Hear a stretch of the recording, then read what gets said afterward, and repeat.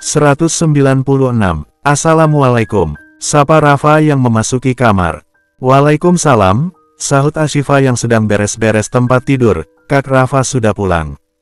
Tanya Ashifa yang menghampiri suaminya dan mencium punggung tangan suaminya. Tumben Kak Rafa sore-sore sudah pulang?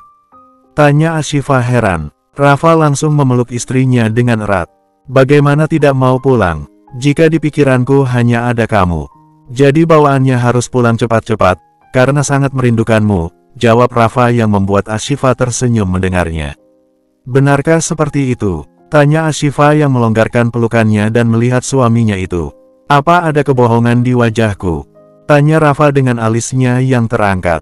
Ashifa menggeleng sembari tersenyum dengan berjinjit dan langsung mencium pipi suaminya dengan lembut. Mau makan tidak tadi Ashifa sudah memasak? Tanya Ashifa dengan lembut. Masak apa? Tanya Rafa. Makanan kesukaan Kak Rafa, jawab Ashifa.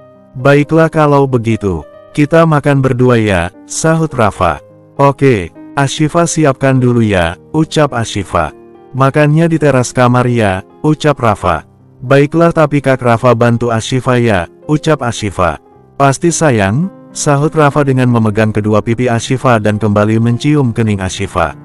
Setelah itu Ashifa pergi terlebih dahulu keluar dari kamar dan Rafa bersih-bersih dulu sebelum membantu istrinya untuk membawa makanan yang akan mereka nikmati di teras kamar.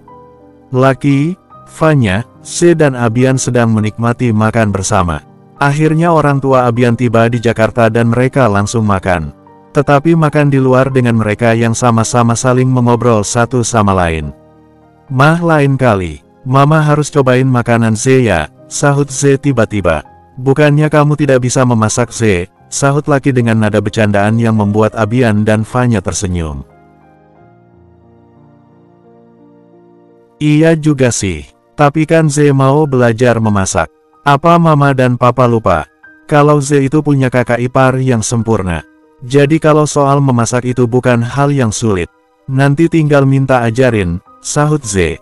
Tidak usah Se, tidak bisa memasak bukan hal yang besar. Mama juga tidak bisa memasak dan Mama sama seperti kamu waktu awal-awal tidak bisa memasak dan ingin belajar memasak karena baru-baru menikah. Tetapi tetap aja masakan Mama tidak cocok di lidah Papa Abian. Jadi ya sudah Mama tidak melanjutkan misi belajar itu lagi, sahut Fanya. Lalu apa salahnya Mah? Kalau Ze mau lebih berusaha kepadaku. Daripada Mama dulu yang usahanya tidak sepenuhnya untuk Papa, sahut Abian. Papa setuju sama kamu Abian. Jadi kalau Ze lebih ingin semangat, maka tidak ada salahnya sama sekali. Abian sangat beruntung punya istri yang mau berusaha, sahut laki yang memuji menantunya itu. Kalau begitu Ze minta support Mama dan Papa dan juga Kak Abian. Semoga kedepannya Ze bisa menjadi istri yang jauh lebih baik lagi daripada sebelumnya, ucap Ze. Kalau masalah support itu pasti Ze. Kamu jangan khawatir, sahut Fanya. Dan iya Ze makasih ya atas kebesaran hati kamu menerima kembali Abian dan keluarga kami, sahut laki. Sudahlah Pak, jangan membahas hal itu. Sekarang Ze sama Kak Abian masih sama-sama belajar dalam memahami rumah tangga.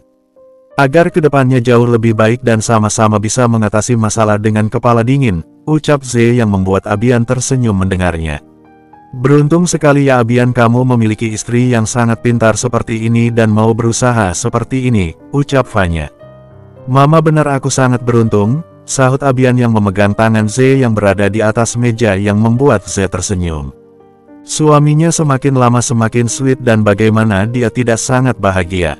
Kita kembali lanjutkan makannya, ucap laki. Mereka mengangguk dan kembali melanjutkan makan mereka dengan Abian dan Ze yang sama-sama tersenyum yang seperti sangat bahagia sekali. Namanya juga pengantin baru jadi sangat wajar jika keduanya begitu bahagia. Ternyata kebahagiaan keluarga Abian bersama istrinya dilihat oleh Shira yang kebetulan ada di tempat makan itu. Dari kejauhan Shira melihat Abian yang kelihatan sangat bahagia sama dengan orang tua Abian yang kelihatannya sangat welcome terhadap Ze yang pasti membuat hati Shira sakit. Dia pasti merasa seharusnya dia yang ada di sana. Lalu kenapa bukan dia yang ada di sana? Kenapa harus Ze yang menempati tempatnya? Apa kau tidak suka melihat mereka bersama? Tiba-tiba ada yang bertanya pada Shira membuat Shira menoleh ke sebelahnya dan ternyata suara pria itu adalah suara Dedi. "Kau, lirih Shira, apa yang kau lakukan di sini?" tanya Shira. "Ini tempat umum bukan? Jadi seharusnya tidak menjadi pertanyaan kenapa aku harus ada di sini," jawab Dedi. "Kau mengikutiku?" tanya Shira membuat Dedi tertawa kecil. "Hei Shira, untuk apa aku mengikutimu? Aku seperti tidak punya pekerjaan saja," sahut Dedi gelang-gelang. "Kau memang tidak ada pekerjaan dan seharusnya tidak mencampuri urusanku," ucap Shira yang langsung pergi dari hadapan Dedi. "Shira, tunggu," panggil Dedi yang mengejar Shira keluar dari restoran. Ze yang makan tiba-tiba melihat ke arah pintu yang seperti melihat sesuatu. "Ada apa Ze?" tanya Abian yang melihat sang istri tampak bengong. "Tidak Kak, tidak apa-apa. Sepertinya tadi Ze melihat seseorang yang Ze kenal di sana," jawab Ze. "Tidak ada siapa-siapa sama sekali," sahut Abian. "Iya Ze hanya salah lihat saja," jawab Ze. "Ya sudah, kamu makan lagi," ucap Abian. Ze menganggukkan kepalanya dan melanjutkan makannya. Kebahagiaan juga dirasakan Ashifa dan juga Rafa yang mereka sedang menikmati makan di sore hari dengan romantis. Ya, ada saja cara supaya keduanya terlihat sangat romantis dan penuh dengan kedekatan yang makan saling bergantian menyuapi dengan candaan sedikit yang mencairkan suasana di antara keduanya. "Ashifa sangat suka dengan Kak Rafa yang pulang lebih awal," ucap Rafa dengan tersenyum pada suaminya. "Sama Ashifa, aku sangat bahagia. Bahkan begitu bahagia," sahut Rafa yang makan dengan terus menatap sang istri. "Oh iya Kak Rafa, tadi siang Ashifa ke rumah ibu dan ayah kebetulan makan siang di rumah. Ayah bilang Kak Rafa ke rumah sakit untuk periksa." "Memang Kak Rafa kenapa?" tanya Ashifa tiba-tiba yang membuat Rafa terdiam dan yang tadinya ingin minum malah tidak jadi dan melihat ke arah istrinya yang menunggu jawabannya. "Oh itu tidak ada apa-apa," jawab Rafa dengan bohong. "Lalu periksa apa?" tanya Ashifa yang pasti kepo dengan urusan sang suami. "Hanya kesehatan biasa saja. Kan belakangan ini aku sering lelah dan hanya periksa biasa saja. Tidak ada yang perlu dikhawatirkan." "Atau hal yang serius?" ucap Rafa dengan apa adanya. "Sungguh hanya seperti itu?" tanya Ashifa yang ragu dengan jawaban sang suami. "Benar sayang, lagian ayah juga tidak mengatakan apa-apa kan? Jadi itu artinya memang tidak ada apa-apa. Kau hanya cek kesehatan dan semua baik-baik saja. Kamu jangan khawatir," ucap Rafa yang mencoba untuk meyakinkan sang istri. "Baiklah, semoga Kak Rafa memang tidak kenapa-kenapa," ucap Ashifa yang berusaha untuk berpikir positif dan Rafa mengangguk tersenyum. Dia juga sebenarnya sangat cemas masalah dirinya. Namun kalau dia cemas bagaimana dengan istrinya? Jadi dia harus tenang dulu. "Ayo makan lagi," ucap Rafa. Ashifa mengangguk dan kembali menyuapi suaminya. Bersambung 197. Bisa-bisanya Dedi mengejar Shira yang mengikuti Shira yang mana Shira semakin mempercepat langkahnya dengan Dedi yang mengikut dirinya di belakang. "Apa-apaan sih?" sentak Shira yang marah dengan membalikkan tubuhnya yang sudah di hadapan Dedi. "Apa?" sahut Dedi yang merasa tidak bersalah. "Aku yang seharusnya bertanya apa yang kamu lakukan dan kenapa mengikutiku," tanya Shira dengan kesal. "Siapa yang mengikutimu?" sahut Dedi. "Ya, ini buktinya apa?" tanya Shira yang semakin dongkol. "Ini jalanan umum dan aku tidak mengikutimu," tegas Dedi yang ada saja jawabannya.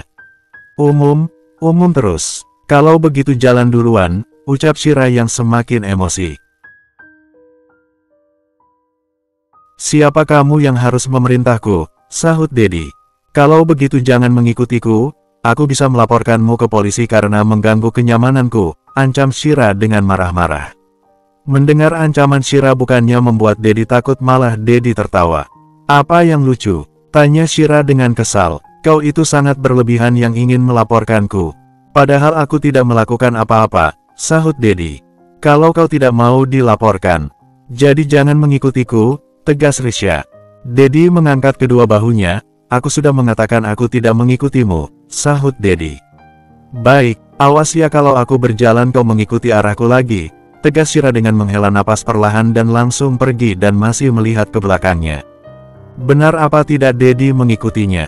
Dedi hanya menyunggingkan senyumnya dengan kedua bahunya yang diangkatnya dan tidak mengikuti Shira sama sekali.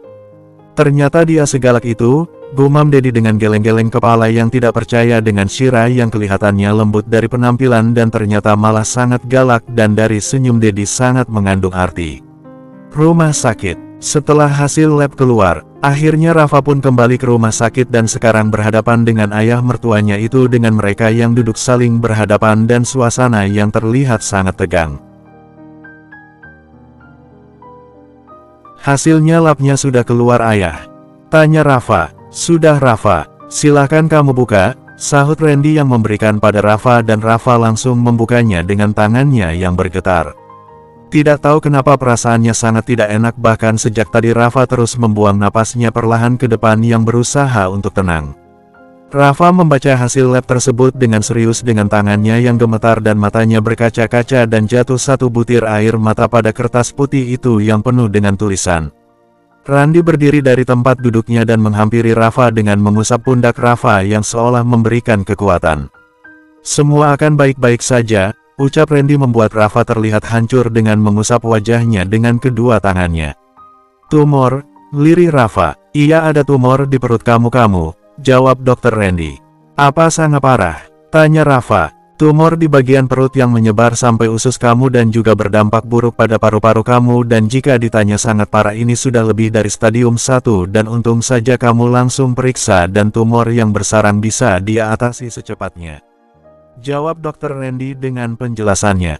Apa kemungkinan terburuknya? Jika operasinya gagal, apa kematian juga merupakan kemungkinan terburuknya?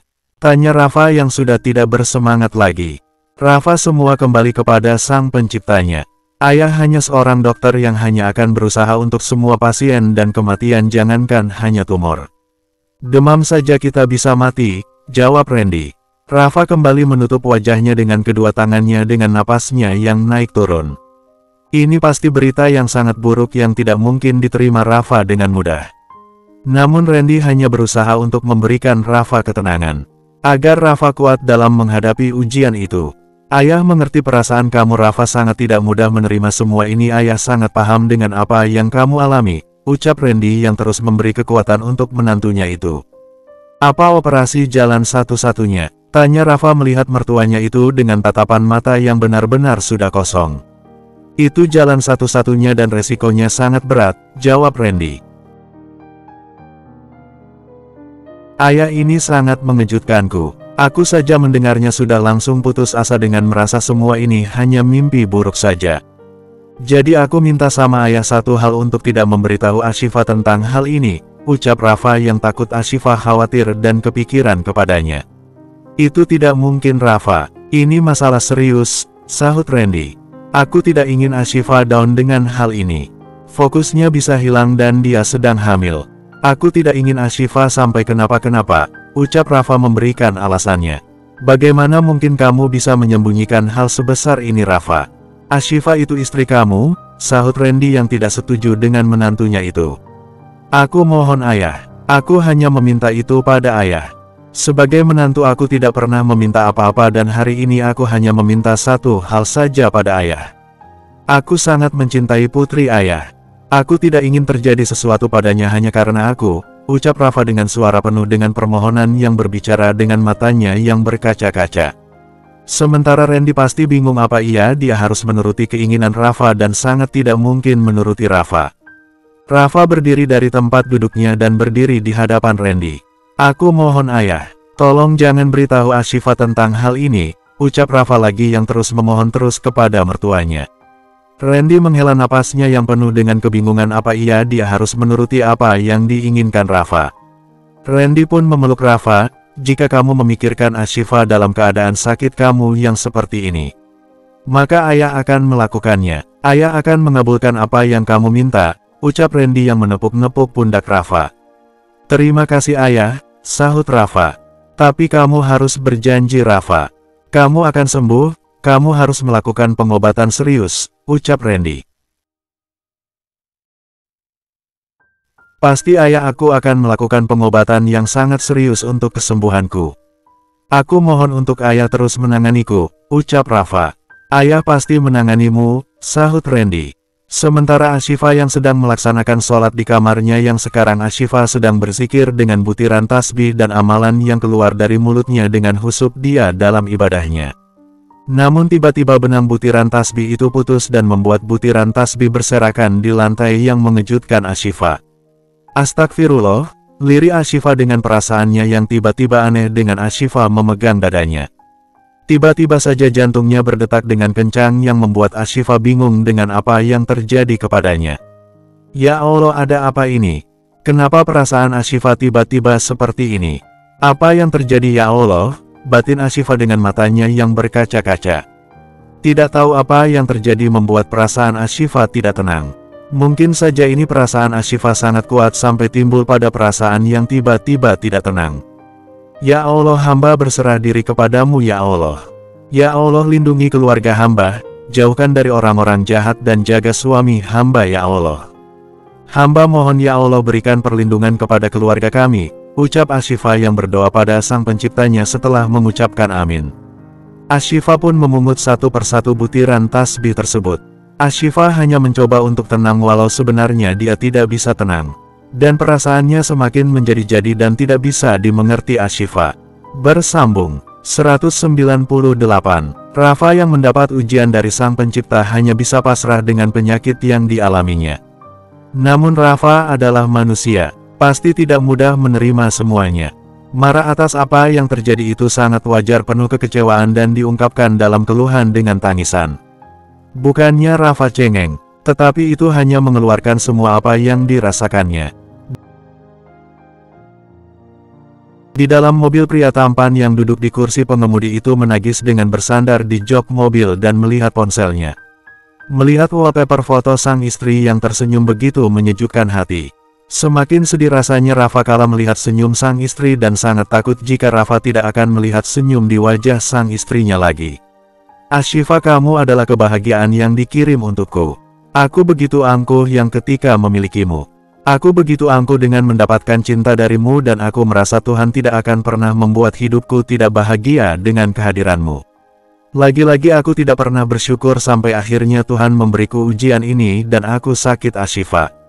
Banyak kemungkinan aku tidak akan bisa melihatmu lagi Ashifa, ucap Rafa yang terus meneteskan air mata melihat foto sang istri. Apa yang harus aku lakukan Ashifa? Saat seperti ini aku sangat membutuhkan dukunganmu, kata-kata semangat yang keluar dari mulutmu. Tapi aku tidak ingin kamu justru sedih dan hanya memikirkanku. Jika kamu tahu semua ini, ucap Rafa dengan penuh kebingungan.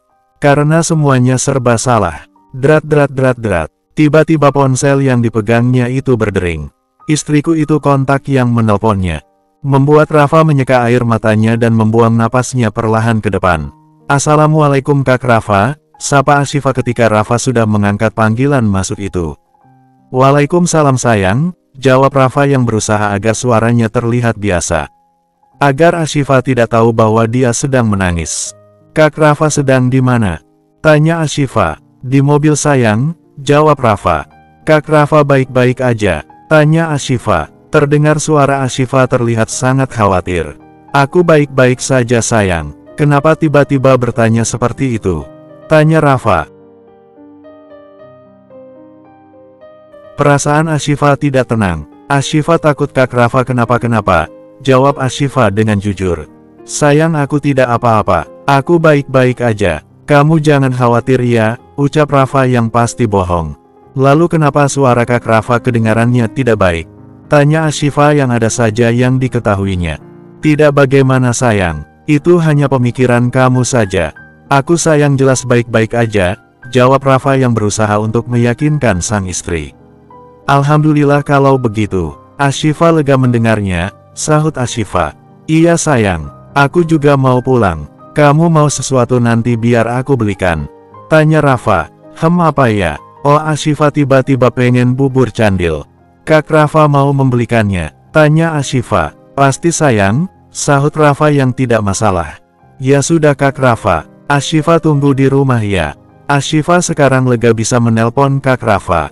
Jadi perasaan Ashifa sekarang sudah tidak gelisah lagi, ucap Ashifa. Iya sayang, kamu tidak perlu khawatir dengan apa yang terjadi. Karena aku baik-baik saja, ucap Rafa yang terus meyakinkan sang istri. Alhamdulillah. Ya sudah Kak Rafa. Ashifa tutup teleponnya dulu ya. Assalamualaikum, ucap Ashifa berpamitan pada suaminya. Waalaikumsalam, jawab Rafa yang mematikan panggilan telepon itu. Maafkan aku Ashifa, aku tidak bermaksud membuat kamu cemas. Hanya saja aku ingin kamu tidak memikirkanku. Jadi maafkan aku Ashifa, batin Rafa yang merasa bersalah karena membohongi istrinya. Namun Rafa tidak punya pilihan lain. Kediaman Dr. Randy. Hari ini Rahel bermain lagi di rumah Aska. Ya katanya untuk mengerjakan tugas. Sepertinya Rahel sudah sangat nyaman berkunjung ke rumah Aska.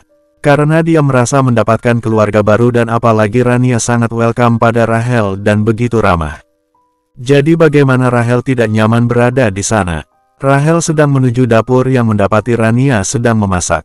Tante, sapa Rahel. Ada Rahel, sahut Rania berbalik badan melihat Rahel sebentar. Mau apa Rahel? Tanya Rania. Oh tidak tante, saya tidak mau apa-apa kok. Hanya ingin ke dapur saja. Tante lagi sedang apa? Tanya Rahel. Oh ini lagi memasak sup buntut, jawab Rania. Boleh Rahel bantu? Tanya Rahel, tapi hanya membantu melihat saja. Soalnya Rahel juga tidak bisa memasak dan tidak mengerti bahan masakan, ucap Rahel dengan pelan yang sangat jujur. Rania mendengarnya tersenyum, tadinya tante mau bilang tidak usah Rahel, jangan repot-repot. Tetapi sekarang tante mau bilang, kemarilah, kamu boleh melihat tante memasak dan bertanya apa yang ingin kamu tanya, sahut Rania. Serius tante? Tanya Rahel yang tidak percaya. Iya, ayo cepat kemari. Ajak Rania dan Rahel begitu semangat dan langsung menghampiri Rania. Kamu boleh mengaduk supnya. Titah Rania. Baik tante, sahut Rahel yang begitu semangatnya dan Rania melanjutkan pekerjaan lain. Tante dari dulu sudah bisa memasak?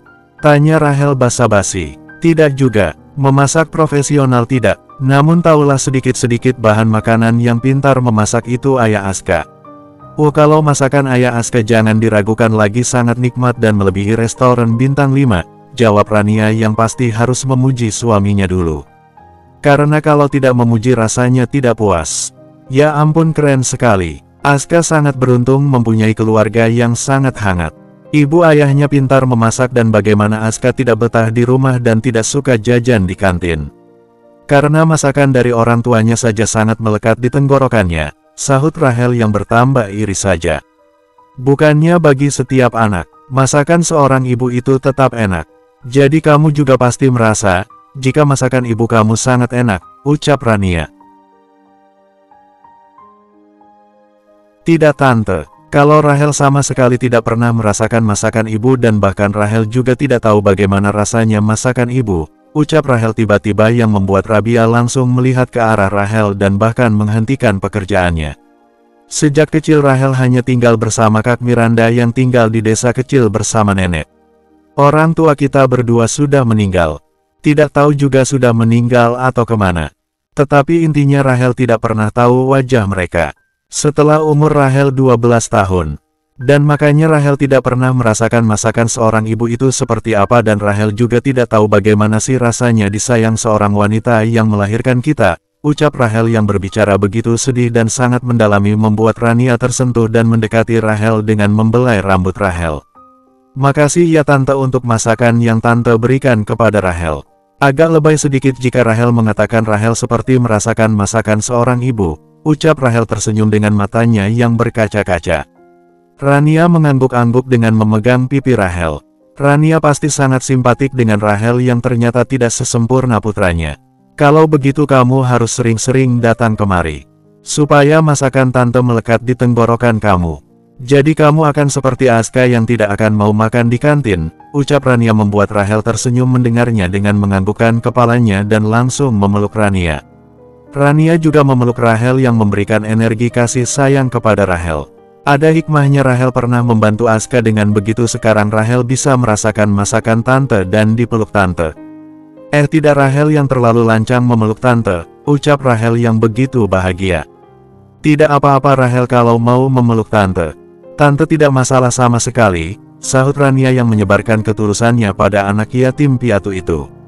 Tidak tahu sejak kapan Aska ada di sana dan Aska tersenyum melihat kemanisan ibunya dan teman satu sekolahnya itu. Rahel, tegur Aska membuat Rahel dan Rania saling melepas pelukan. Dan Aska memberi kode melalui matanya. Baiklah Aska, Tante Rahel kembali belajar dulu ya, ucap Rahel pamit. Iya sayang, jawab Rania mengangguk dan Rahel langsung pergi bersama Aska. Malang sekali nasib anak itu, gumam Rania. Bersambung, semoga semua sehat selalu amin.